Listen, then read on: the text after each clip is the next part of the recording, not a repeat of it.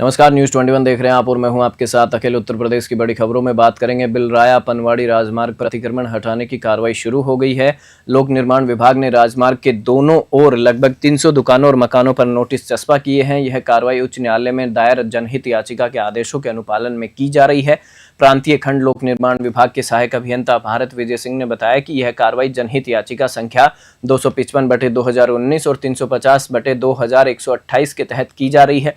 जिला प्रशासन को इस मामले में उच्च न्यायालय में जवाब दाखिल करना है। सिंचाई विभाग ने बुधवार और पीडब्ल्यूडी ने नोटिस जारी किए हैं, चस्पा किए हैं। पहले से लगे लाल निशान के दायरे में आने वाले सभी अतिक्रमण चिन्हित किए गए हैं। नोटिस मिलने के बाद दुकानदार और मकान मालिक अपनी संपत्ति बचाने के लिए प्रयासरत हैं। विभाग ने 2 साल पहले भी इसी तरह की कार्रवाई की थी, जिसमें कुछ अतिक्रमण हटाए गए थे। और ऐसे आकाश मिश्रा की रिपोर्ट। पुलिस ने ऑपरेशन महाकाल अभियान के तहत एक बड़ी सफलता हासिल की है। थाना कोहना पुलिस ने प्रदीप गुप्ता को गिरफ्तार किया। गिरफ्तारी पीड़ित की तहरीर पर दर्ज मुकदमे के आधार पर की गई है। डीसीपी सेंट्रल एसके सिंह ने प्रेस कॉन्फ्रेंस में बताया कि ऑपरेशन महाकाल के तहत लगातार अपराधियों पर सख्त कार्रवाई जारी है, जिससे शहर में कानून व्यवस्था मजबूत बनी रहे। आरोपी को मुकदमे में नामजद कर गिरफ्तारी के बाद जेल भेजा जा रहा है। डीसीपी ने यह भी स्पष्ट किया कि भविष्य में भी इस तरह की कार्रवाइयों को लगातार जारी रखा जाएगा, ताकि अपराधियों पर अंकुश लगाया जा सके और नागरिकों की सुरक्षा सुनिश्चित हो। कानपुर से विशाल सैनी की रिपोर्ट। देखिए, एक कंप्लेन आई थी ऑपरेशन महाकाल, जैसा कि आप देख रहे हैं। इसमें जब इसकी समीक्षा की गई तो एक प्रदीप गुप्ता करके, जिनके खिलाफ 4 एप्लीकेशन डिफरेंट थानों से आई थी, और उसकी जब समीक्षा की गई मीटिंग में तो ये पता चला कि इनके द्वारा एक उन्नाव में जस्ट गंगा जी उस पर इन्होंने एक टाउनशिप काटी और टाउनशिप काटने के आधार पे इन्होंने फिर लोगों से पैसा वसूलना शुरू किया। हमारे कोहना के जो मुकदमे के वादी है, उन्होंने जब इनसे अपना प्लॉटिंग करी 2019-20 में, इन्होंने पैसा दिया और पैसा देने के बाद इन्होंने कहा कि मैं आपको प्लॉट दूंगा, नहीं प्लॉट दूंगा तो पैसा रिटर्न करूंगा, और उसको जस्ट डबल में रिटर्न करूंगा। इन्होंने और इनके और साथियों ने, जो इनके परिचित थे, सब लोगों ने देखा वहाँ पे अच्छी टाउनशिप बन रही थी, इन लोगों ने पैसा इन्वेस्ट किया। इनको जब ये पोजीशन लेने गए तो इनको वहाँ पे पोजीशन नहीं दिया गया। इनके सदस्य बता रहे हैं कि मारपीट की गई, घुसने नहीं दिया। फिर इन्होंने जब कंप्लेन करी तो इन्होंने इनको चेक दिया। चेक देने के बाद जब इन्होंने कोर्ट में लगाया तो कुछ के चेक बाउंस हो गए और कुछ के चेक पे उन्होंने स्टॉप पेमेंट किया। ये 1.5 साल तक इनको ढूंढते रहे कि ये मिले। बीच में उन्होंने जो लाल बंगला पे रहते थे वहाँ से उन्होंने अपना मकान बदल दिया। 1.5 साल तक इनको तलाशते रहे। जब पता नहीं चला, एक बार इनको पता चला तो फिर चकेरी पे गए। वहाँ पे इनके साथ फिर मारपीट की गई। और जब ये पूरा अभियान चला है तो तमाम स्रोतों से जो जानकारी मिली है उसके आधार पर आज मुकदमा लिखा गया। इसकी एसीपी कर्नल अमित ने जांच करी थी और उस जांच के आधार पर प्रदीप गुप्ता की गिरफ्तारी करके रिमांड लेकर के जेल में भेजा गया है। 2020 हमने इनसे, इन्होंने एक जमीन दिखाई थी हमको शुक्लागंज में, जो हमने आपको एड्रेस बताया है।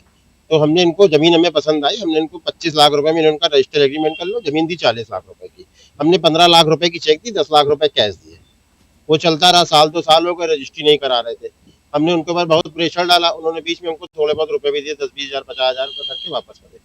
फिर ये हुआ कि भैया वो जमीन तो किसान ने रजिस्ट्री नहीं करी है, तो हम आपको दूसरी जमीन दे रहे हैं 70 लाख रुपए की।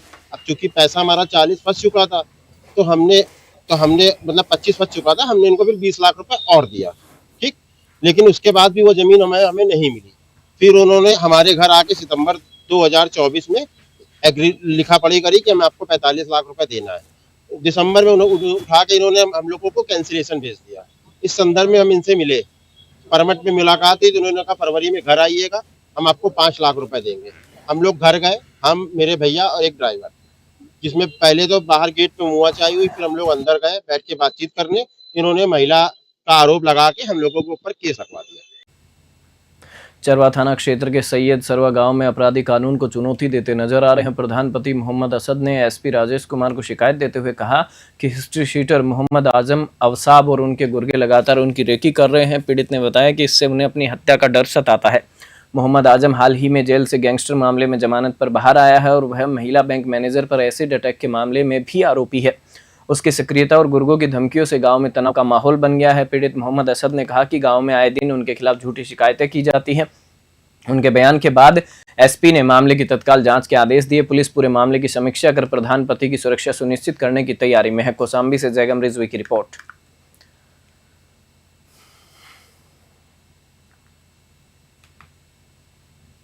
मुख्य विकास अधिकारी विनोद राम त्रिपाठी ने गुरुवार को पत्रकारों से बातचीत में प्रधानमंत्री आवास योजना ग्रामीण के तहत हुए आवास प्लस सर्वे की जानकारी साझा की। उन्होंने बताया कि 1 जनवरी से 15 मई तक चले इस सर्वे में जिले की 451 ग्राम पंचायतों में 181 सर्वेयरों ने काम किया। इसमें असिस्टेड सर्वे में 48,461 व सेल्फ सर्वे में 6,322 परिवार, कुल मिलाकर 54,783 परिवार शामिल हुए। सीडीओ ने बताया कि सर्वेयर ने 100% सेल्फ सर्वे डाटा की पुष्टि कर दी है, वहीं 65 चेकर रैंडम आधार पर डाटा सत्यापन कर रहे हैं। उन्होंने स्पष्ट किया कि यदि किसी का डेटा चेकर को नहीं मिला तो इसका मतलब यह नहीं कि वे सर्वे से बाहर हैं। आगे खंड विकास अधिकारी और जिला स्तरीय अधिकारी सत्यापन करेंगे। भारत सरकार ऑटो सिस्टम से पात्र परिवारों की सूची बनाएगी, जिसे ग्राम सभा में सत्यापित कर अंतिम पात्रता सूची बनाई जाएगी। सीडीओ ने जनता से अपील की कि योजना पूरी तरह निःशुल्क है, कोई धन न दे और मांग करने वालों की तुरंत शिकायत करें। कौसाम्बी से जयगम रिजवी की रिपोर्ट। कौसाम्बी जनपद में 1 जनवरी 2025 से प्रारंभ करके मई तक हम लोगों ने जो है कुल 54,000 सर्वे हुआ है, जिसमें जो है अब की बार व्यवस्था थी 2 तरह का सर्वे हुआ। एक सेल्फ सर्वे हुआ जिसमें 6,000 लाभार्थियों ने अपना सर्वे किया था, खुद किया था, और असिस्टेड सर्वे जो हमारे सरकारी कर्मचारी सर्वेयर ने किया था वो 48,000 सर्वे किया। कुल इस तरह से हमारे 54,000 लाभार्थी जो है सर्वे में आए हैं, जो है जिनका हम लोगों जो है चेकर के माध्यम से सत्यापन करा रहे हैं। और चेकर के पास इसमें से रैंडम आधार पर 50% डाटा आया है, जिसके जहाँ पर घर घर सत्यापन कर रहे हैं। लेकिन जिनके घर सत्यापन करने चेकर नहीं जा रहे हैं, उनका आशा ये नहीं है कि उनका नाम कट गया है, उनको भी आवास मिलेगा। एक जो है भारत सरकार ने रैंडम के आधार पर जो है 50% का सत्यापन करा रही है, और जिनका सत्यापन नहीं हो रहा है उनको भी आवास पात्रता के आधार पर। मुरादाबाद में देर रात हुई सनसनीखेज वारदात ने पूरे शहर को हिला दिया है। नया मुरादाबाद निवासी हर्षित ठाकुर, जो डूडा में संविदा कर्मचारी था, की गोली मारकर हत्या कर दी गई। गुरुवार तड़के करीब 4 बजे उसकी लाश उसकी कार की ड्राइविंग सीट पर पड़ी मिली। कार का आगे का शीशा टूटा हुआ था और गोली बाहर से चलाई गई थी। पुलिस जांच में सामने आया कि रात करीब 2 बजे हर्षित अपने दोस्त आकाश मिश्रा को घर छोड़कर वापस लौट रहा था, तभी रास्ते में हमलावरों ने उसके सिर में गोली मार दी। गंभीर हालत में उसे अस्पताल ले जाया गया, जहां डॉक्टरों ने उसे मृत घोषित कर दिया। सूचना मिलते ही पुलिस और फॉरेंसिक टीम मौके पर पहुंची और साक्ष्य जुटाए गए। फिलहाल परिजनों ने कोई तहरीर नहीं दी है। एसपी सिटी रणविजय सिंह ने बताया कि मामले की जांच सभी पहलुओं से की जा रही है। पुलिस सीसीटीवी फुटेज खंगाल रही है और आरोपियों की तलाश तेज कर दी गई है। मुरादाबाद से ब्यूरो रिपोर्ट। देखिए, आज मॉर्निंग में लगभग 5 बजे के आसपास हम लोगों को सूचना मिली कि जो न्यू मुरादाबाद है थाना मुजोला क्षेत्र में, वहाँ पे एक कार में कोई व्यक्ति घायल पड़ा हुआ है। सूचना पर तत्काल एसएचओ सभी अधिकारी वहाँ मौके पर गए और हमारी फोरेंसिक की टीम भी गई वहाँ। हम लोग मौके पे जाके देखे तो एक वर्ना कार थी जिसके शीशे टूटे हुए थे और उसमें एक व्यक्ति गंभीर हालत में पड़ा हुआ था, घायल अवस्था में। लेकिन बहुत बारीकी से देखने पे लगा कि उसे गन शॉट है, उसे गोली लगी है। और उसके बाद तत्काल वहाँ से हम लोगों ने नज़दीक के अस्पताल में उसको एडमिट कराया गया, लेकिन वहाँ पे ब्रॉड डेड डिक्लेयर हुआ। उसको गोली लगी थी, सर में गोली लगी है कान के नीचे। उसके बाद हम लोगों ने तत्काल वहाँ से सारे एविडेंस वहाँ से लिए हैं। उसकी पहचान वहीं पास में ही रहने वाले हर्षित ठाकुर के रूप में हुई है। वही बात है ना। ये बेसिकली नगर निगम में क्योंकि वो कई बार डूडा होती है कि मम्मी को बता नहीं पाती। में संविदा कर्मी था। को ही तो बताइए। इसके बारे में बाकी और भी छानबीन हम लोग कर रहे हैं। वहाँ मौके से और लोगों से पूछताछ करने पर बाकी हमारे कुछ इलेक्ट्रॉनिक एविडेंसेस के आधार पे हम लोग इसमें बहुत करीब पहुँच गए हैं। अभी कुछ अंदरूनी पता नहीं है क्या हुआ था, कैसे हुआ था। हमें तो खबर लगी कि वो लड़का ऐसे वहाँ पर उसका हमला हुआ है और आप जाके देखें। हमने देखा तो उसकी गाड़ी वरना गाड़ी है और वो टूटी पड़ी थी, शीशे आगे पीछे के, और अंदर उसकी जो ड्राइविंग सीट पे उसको लड़के की बॉडी पड़ी। उसको चोट मारी गई है या गोली मारी है और बराबर में एक सब्बल पड़ा हुआ था। बस शरीर पर चोटों के निशान, चोटों के सिर में निशान है और गले में है। और बाकी पुलिस आ गई थी, पुलिस ने छानबीन करी, सबको हटा दिया था। किस समय की घटना है ये? ये लगभग 3 बजे के आसपास। वो देर से आते थे घर या रात आए नहीं थे घर? रात देर से ही आए थे वो, घर नहीं आए थे ना। रात वो वैसे तो 12 बजे तक 12:30 बजे तक आ जाते थे। तो रात आपने कॉल करने की प्रयास नहीं? कॉल करी तो उनको फ़ोन उठ नहीं रहा था, लगातार फ़ोन नहीं उठ रहा था। कई बार फ़ोन करा, उठ ही नहीं रहा था। कई बार कोशिश करी कि फ़ोन उठे, बात हो गए, नहीं हो रही। जो कि पहले हमेशा एक कॉल पे उठा लिया करते थे, और मिस भी जाती थी तो कॉल करके बोलते थे कि मैं यहाँ पर उतनी देर लगेगी, आऊँगा बस। कहाँ पर तैनात थे वो, कब से तैनात थे? ये डिस्ट्रिक्ट मुरादाबाद में डूडा ये पद पे, ऊपर वाली जेई पद पे नीचे वाली थे, तेज। डूडा में नगर निगम पड़ता है, जो कि प्रधानमंत्री आवास योजना वगैरह का होता है, उसमें थे वो। 6-7 साल से थे लगभग। देखिए आज जिले के मल्लावा कोतवाली क्षेत्र से सनसनीखेज मामला सामने आया है। जानकारी के अनुसार राजस्थान निवासी युवक जसवंत सिंह अपने पूर्व परिचित महिला से मिलने मोहल्ला मोहद्दीनपुर आया था। इस दौरान दोनों के बीच किसी बात को लेकर विवाद हो गया। गुस्से में महिला ने युवक के प्राइवेट पार्ट पर हमला कर दिया। घायल जसवंत को तत्काल सीएचसी मल्लावा ले जाया गया, जहां से डॉक्टरों ने गंभीर स्थिति को देखते हुए जिला अस्पताल रेफर कर दिया। फिलहाल उसकी हालत सामान्य बताई जा रही है। वहीं घटना की जानकारी मिलते ही स्थानीय पुलिस मौके पर पहुंची और आरोपी महिला को हिरासत में ले लिया। पुलिस का कहना है कि मामले में आवश्यक विधिक कार्रवाई की जा रही है। हरदोई से प्रियांशु सोनी की रिपोर्ट।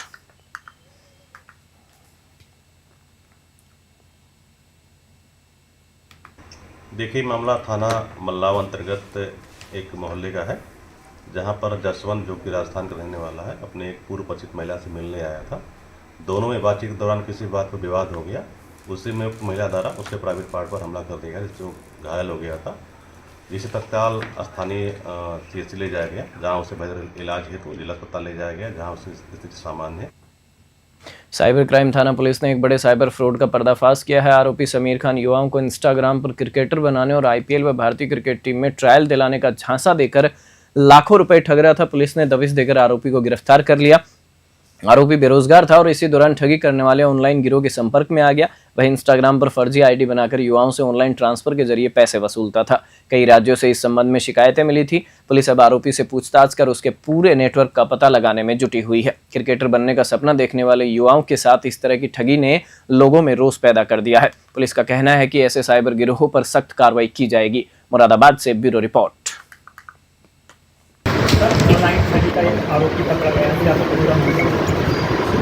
कल एक शिकायत प्राप्त हुई, उनके नाम का लड़का था, उसने एक शिकायत साइबर थाने में की।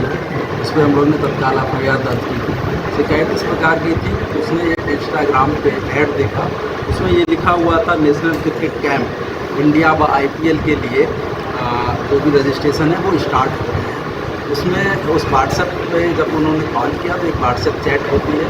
व्हाट्सएप चैट होने पे वो लड़के ने बताया कि हम जो है आईपीएल और इंडिया की टीम के लिए ट्रायल कराते हैं और हम ये आपका काम करा सकते हैं। इसमें कुछ पैसे जाते हैं।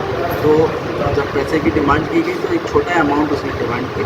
उसने तत्काल एक बार कोड दिया और उस पर उसने पैसे ट्रांसफ़र कर दिए। जब दोबारा पैसे की डिमांड की गई तो लड़के को पता चल गया कि ये धोखाधड़ी उसके साथ हुई और वो तुरंत ही जब साइबर थाने में आया, पुलिस ने उसमें तत्काल अभियोग पंजीकृत किया और अभियोग पंजीकृत करने के बाद जो बारकोड था उसमें आईडी जो लगी हुई थी उससे मोबाइल नंबर निकाला गया। उस मोबाइल नंबर निकालने से जो हमारे यहाँ प्रतिबिंब ऐप चलता है उसमें जब हम लोगों ने उसमें सर्च किया तो पता चला कि इस लड़के की शिकायत 38 लोगों ने कर रखी है और जो 15 अलग अलग विभिन्न जो राज्य हैं वहाँ से ये शिकायत प्राप्त हो रही है। इस पर सुबह ही पुलिस लग गई थी और आज हम लोगों ने इसकी गिरफ्तारी सुनिश्चित करी है। ये समीर खान नाम का व्यक्ति है, लॉकडाउन के समय से ये कार्य कर रहा है। ये जो है टारगेट बहुत छोटे लोगों को करता है और छोटे अमाउंट पे करता है। पूछताछ में पता चला है इसने कम से कम 500 लोगों के साथ भी चीटिंग की होगी। मैक्सिमम 20 से 25 हज़ार तक ये चीटिंग करता है क्योंकि लोग समझ जाते हैं तो इसलिए हाथ खींच लेते हैं और छोटी अमाउंट वाले लोग शिकायत भी कम करते हैं। अभी तक जो एनसीआरबी पोर्टल पर हम लोगों ने देखा है तो 38 शिकायतें इसमें दर्ज हुई हैं। जो जब इसकी गिरफ्तारी की गई है तो इसके पास से 7 मोबाइल पकड़े गए हैं, 3 पासबुक हैं और 7 चेकबुक हैं, 15 एटीएम कार्ड हैं और 16 सिम कार्ड और 43,500 रुपये इसके पास से बरामद है। बुलेटिन में फिलहाल इतना ही। आप देखते रहिए न्यूज़ 21।